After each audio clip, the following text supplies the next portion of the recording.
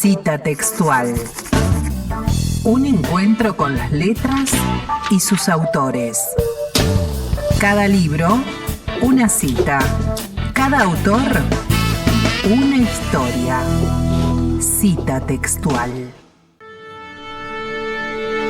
Trabajar de escribir a diario no es lo mismo que escribir. Con su sensibilidad de madre y de hija, al borde de una taza de café oscuro, oscuro como sus letras, nos encontramos con ella. La cita de hoy es con Verónica Góngora.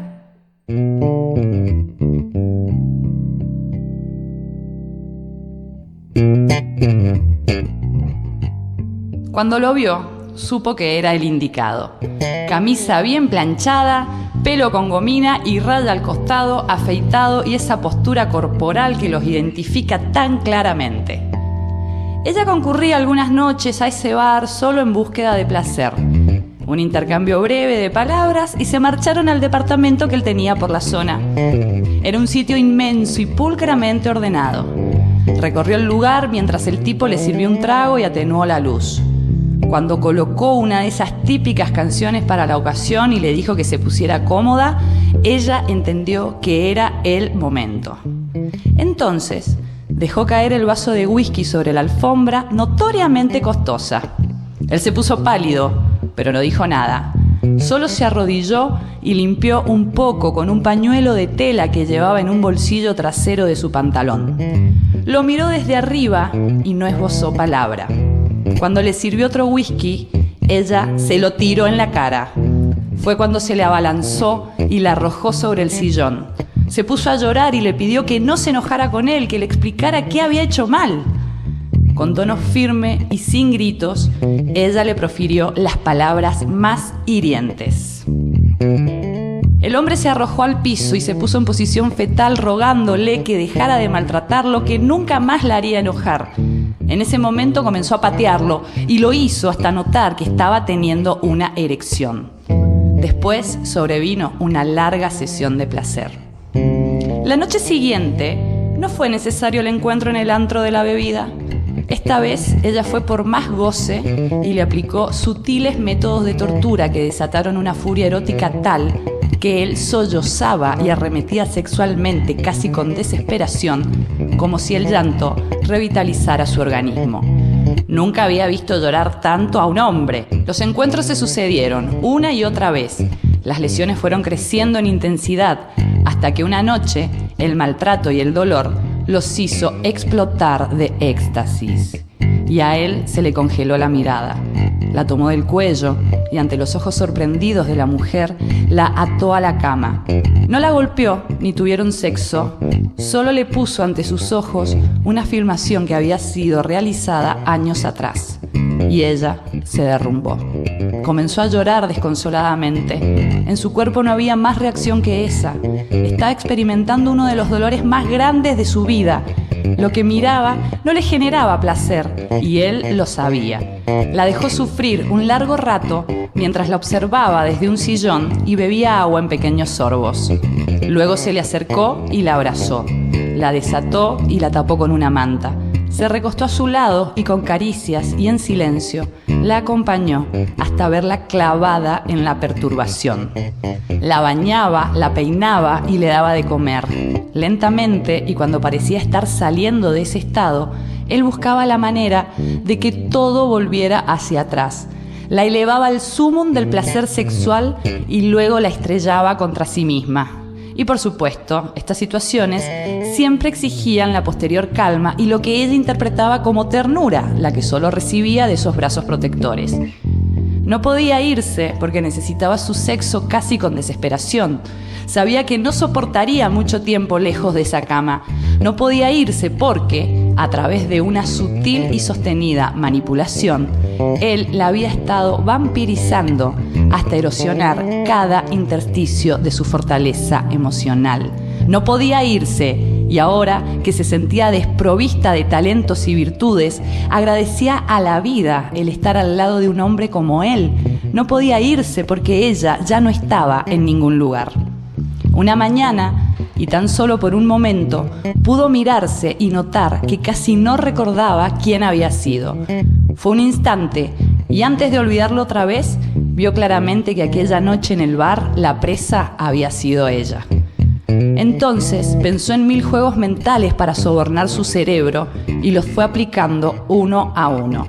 Sería tarea difícil, porque alguien que no siente culpa jamás se quiebra. Hizo todos los movimientos posibles y el final de la partida nunca llegaba, pero el desprecio se desvaneció y aunque todo parecía seguir igual, ella ya no notaba su presencia o simplemente le era indiferente. Una mañana abrió la puerta y se fue. La noche recién comienza. Si te parece, después de terminar los tragos, podemos ir a tu casa o a la mía. El encanto de la crueldad, de Verónica Góngora, en Colillas, antología de cuentos.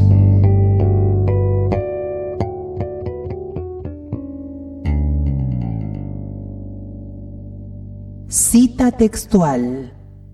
Un encuentro con las letras y sus autoras y autores. Estamos en comunicación con Verónica Góngora, pero antes que nada queremos conocerte. ¿Quién sos, Vero?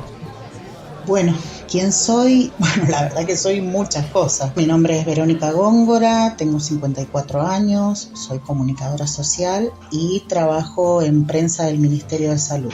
Y soy una madre genial. ¿Por qué escribís? ¿Qué te motiva a escribir? De alguna manera es la única manera que me acepto ser una mina mentirosa, una persona mentirosa. Porque, bueno, escribir es una gran mentira.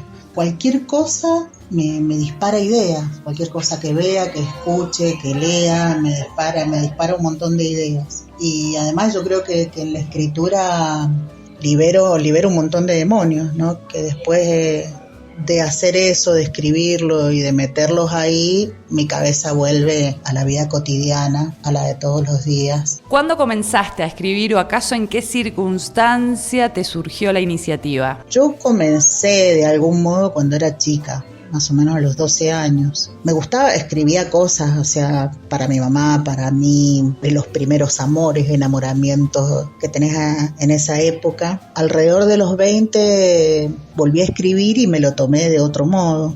Pero muchos de esos textos, que vaya a saber cómo serían y dónde quedaron, en realidad fueron escritos durante noches de excesos, en los que a veces después o durante nos terminábamos con amigos en alguna casa, escribiendo, comentando, escuchando música, entre otras cosas, otras vivencias, lo que compartíamos. Y bueno, eso, la experiencia de escribir era parte de esas largas noches que vivíamos, ¿no? Que estaba llena de un montón de otros ingredientes y que a veces hasta excedía la misma noche. Entonces, bueno, era algo que nos juntábamos, escribíamos, comentábamos, lo hacíamos juntos, cada uno por separado. O sea, era una cuestión bastante lúdica. Bueno, otras veces también lo hacía sola, pero para mí siempre fue más de ese lado, desde lo lúdico, que yo me lo tomaba, y además esto, creo que el volcar mis demonios ya lo hacía desde esa época, con la diferencia en que yo después mi cabeza no volvía a una vida cotidiana normalizada, digamos. Era algo que me hacía muy muy bien y que me daba placer, pero bueno, nada más. De hecho, muchos de esos amigos que realmente tenían talento, posta, talento de verdad. Lo mío, ya te digo, era más que nada un juego, ¿no? Nunca me consideré una persona con talento. Y bueno, hoy muchos de ellos son tremendos escritores, otros, bueno, lo fueron porque ya ven crecer las flores desde abajo. En su momento fueron grandes escritores. Después de esa época, de toda esa gloriosa época, pasaron cosas. Y bueno, digamos que mi cabeza se reseteó. Y a partir de ahí me convertí en otra persona absolutamente distinta y prácticamente opuesta. No escribí nunca más, me volví una persona adaptada socialmente, o tal vez maduré, qué sé yo, puede ser eso también. Bueno, en realidad no escribí nunca más ficción ni nada que tuviera que ver con aquello, con cuestiones creativas, que obviamente lo hacía para los más cercanos. Nunca tuve interés en publicar nada, ni sé si escribía bien o mal, o sea, solamente lo disfrutaba, la pasaba bien. Después publiqué 2 libros en los que yo en realidad fui una escritora fantasma. Fueron 2 libros, 2 publicaciones, que una fue sobre adicciones y la otra fue sobre la historia del Hospital Carlos Pereira, que yo escribí los 2 libros. Pero bueno, no eran míos, ya te digo, era como escritora fantasma. Después de muchos años de trabajar con la escritura periodística, que es una escritura mucho más técnica, me acerqué nuevamente a escribir literatura, impulsada por una vieja amiga y compañera que había tenido en la Facultad de Letras y con la que me reencontré. Y bueno, ella me empujó un poquito a esto. Me dijo que estaba el taller del Ale Fría y que me acercara y que qué sé yo. Me acerqué, bueno, así tímidamente, cual chica virgen en su primera noche de sexo. Y bueno, así creo que he vuelto de alguna manera. Espero volver mejor, o volverme mejor, o volverme algo interesante al menos. ¿Y sobre qué escribís? A mí me seducen, en realidad me seducen mucho las crueldades de las personas, la crueldad de las personas. El día a día sin lo edulcorado, me gusta mucho, me seduce mucho la sordidez, la vida sin filtros, ¿no? Esta cosa cruda. Y mucho de eso que creo que mucha gente piensa pero que no lo dice porque no es políticamente correcto. Me gusta todo lo border, el absurdo. Mirar dentro de las desgracias poder mirar o el humor o poder mirar el meterme, zambullirme en el dolor. Es como que me gustan las cosas extremas en ese sentido, ¿no? Esta cuestión tibia y ahí medio, en el medio, que sí, que no, que lo digo, que me pasa, no, eso no me gusta para nada. De hecho, yo no escribo textos largos y generalmente los escribo de un tirón. No me gusta volver demasiado sobre los textos, la verdad, los escribo de un tirón y no son muy largos. Se me viene la idea, me siento, la escribo y generalmente es así. Necesito volcarlo con intensidad, eso es lo que me pasa y lo que me gusta. ¿Cómo transitas y cómo procesás para con vos esa sordidez, esa oscuridad, esa crueldad desde la que te gusta escribir? Yo no soy mis textos, claramente es así. Yo escribo ficción y cuando lo hago recreo algo real o ficticio. Lo que sucede es que esas ideas me atrapan, me divierten, porque me interesa salir de la zona de confort. Bueno, es claro que mi inconsciente está ahí, obviamente, y tal vez en ese sentido escribir sobre la crueldad sea un poco liberador. Yo estoy absolutamente convencida de que la ternura es revolucionaria, como decía Ulloa, y es así como en el fondo elijo transitar mi vida, o sea que de algún modo yo en mi vida cotidiana no soy tan cruel. En cuanto a la sordidez, no es algo que tenga que digerir demasiado, no me hace ruido ni me genera incomodidad, pero sí entiendo que no a todos les guste lo que hago en cuanto a la crueldad o a lo sórdido, porque no les interese sentirse incómodos o descubiertos en sus demonios. Yo creo que de algún modo hay algo ahí, ¿no? Cuando incomoda demasiado esta cosa que uno tiene el tabú con uno mismo, entonces no quiere sentirse descubierto. Pero si al menos le pegó el texto, para mal o para bien, mi objetivo ya está cumplido. ¿Cómo desarrollás el proceso creativo? Nada especial, en realidad cualquier imagen, palabra, situación me dispara ideas. Si puedo, si da, las anoto por ahí en el teléfono, si no se me van al carajo las ideas. Luego, si tengo un hueco en el laburo dentro de todo el estrés y todo lo que significa, si tengo un huequito por ahí me pongo a escribir algo. O directamente en mi casa, que es lo que prefiero, tengo un cuaderno y escribo en un cuaderno. En mi casa no escribo en la máquina, escribo en un cuaderno. Ahí, bueno, mate de por medio, escribo en mi casa, tranquila, que en realidad es el lugar donde estoy el 90% de mis días y de mi día. Es ahí donde más escribo. Generalmente no me gustan muchas de las que hago, pero sí. ¿Y cómo fue tu experiencia como escritora fantasma? Fueron 2 momentos distintos en mi vida. Un libro se publicó en el 2001 y el otro en el 2017. O sea, pasó mucho tiempo entre uno y el otro. O sea, situaciones totalmente distintas, edades distintas, vida distinta, una sociedad distinta. En el caso del primero eran varios documentos de distintos profesionales que en algunos casos yo tenía que reescribir. Luego los edité y listo. En el caso del último libro fue distinto. Ahí hice muchas entrevistas, desgrabé, tomé notas de lo que me decían las autoras, organicé documentos que ellas me habían pasado y luego compaginé todo y lo redacté. Conté todo y lo redacté. Bueno, y ahí lo organicé, lo edité. Un laburo tremendo. Bueno, en el primer caso, ellos me habían pasado el material, en el caso del 2001, de ese libro, me habían pasado el material y lo hice en casa, tranquila. En cambio, en el segundo, yo era parte de la mesa de trabajo y nos reuníamos una vez por semana, varias horas. En cuanto al primer libro, qué es lo que sucedió, qué es lo que me pasó frente a ese libro, bueno, que fue bueno saber que un equipo de profesionales en ese momento, bueno, confiaban en mí para hacerlo. Pero en el caso del segundo libro tuvo muchos más ingredientes, sobre todo emocionales. O sea, fue un trabajo constante y llevó mucho tiempo realizarlo. No sé si tanto, pero sí fue muy intenso. Una de las autoras era mi segunda madre, una psiquiatra muy reconocida en el entorno y una mujer maravillosa. Más allá del cariño mutuo que nos teníamos, ella supo que solo yo podría comprender un montón de cosas y me confió esa tarea. Así que me embarqué en el trabajo.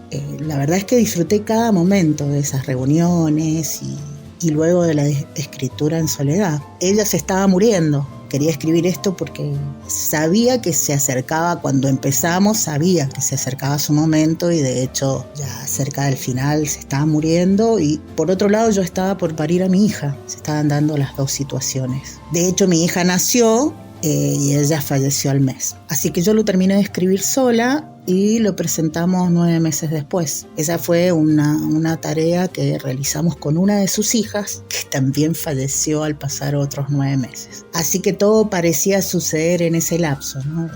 La vida y la muerte, como una gran experiencia, como la gran experiencia vital. Ser la escritora fantasma, ahí ya no me sentí escritora. En ese libro no me sentí escritora fantasma, me sentí absolutamente protagonista. ¿Dónde podemos leerte? ¿Dónde podemos conseguir tu libro? O si acaso publicás en alguna plataforma digital, en redes sociales, en alguna especie de blog. Solo uso Facebook y WhatsApp para trabajar, para comunicarme y bueno, ahí en Facebook solo comparto las babas que derramo por mi hija y boludeces, nada más. Pero nada de lo que yo pueda llegar a escribir. La verdad que el resto de las redes no me interesa, pero para nada. Por ahora solo pueden leer mis 2 cuentos publicados en Colillas, pero si les gusta lo que escribo, en breve se vendrá lo mejor. Muchísimas gracias, Verónica Góngora, por este ratito, por esta charla en esta cita textual. No, gracias a vos, Laura, por interesarte en mis textos. Cita textual. La literatura mendocina en voz alta. En ese momento sonó el timbre y contestó. Hola, loco, ¿qué pasó? Bueno, entra. Entra, hermano. Mira esa cara como la tenés. Sentate. ¿Querés un café? Te va a hacer bien. Bueno, dale, che. ¿Y el rulo? Está en la habitación. Bueno, contame. Un bajón, che. ¿Viste la amiga del ex rulo? Porque está claro que el loco ahora es una mina, ¿o no? Bueno, la amiga esa, la de las tetas grandes, que estaba en el cumpleaños, me pidió que la llevara a su casa. ¿Y qué pasó? Pasó que en el camino se me empezó a hacer la mona y me pidió que parara el auto en un lugarcito oscuro. Che, se ve buena esa torta, ¿me convidás un poco? Bueno, yo pensé que no me iba a calentar, porque con los hombres yo no me excito. Pero me empezó a tocar de una manera que llegó un momento en que para mí ya era la chicholina. Resulta que escuchamos un ruido afuera y como los vidrios estaban empañados no veíamos nada. Hasta que reventaron uno y abrieron la puerta. Te juro que me pegué el cagazo del siglo. Eran como 5.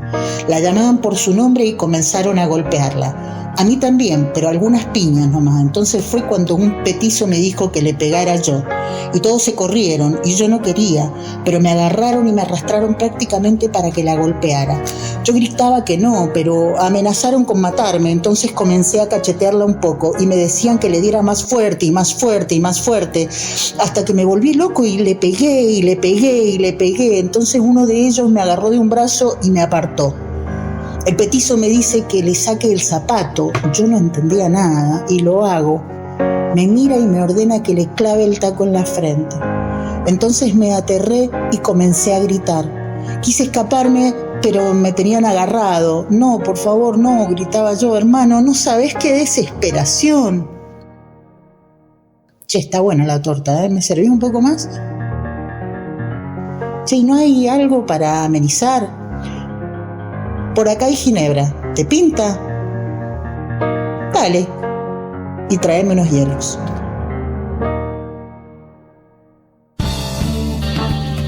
Gracias por acompañarnos en esta cita textual. Conducción y producción, Laura Lescano. Grabación y edición, Marcos Lucero y Julián Carballo. Puesta en el aire, Cristian Cía. Nos leemos pronto. Quédate con la programación habitual de Radio Nacional Mendoza Quino, tu radio.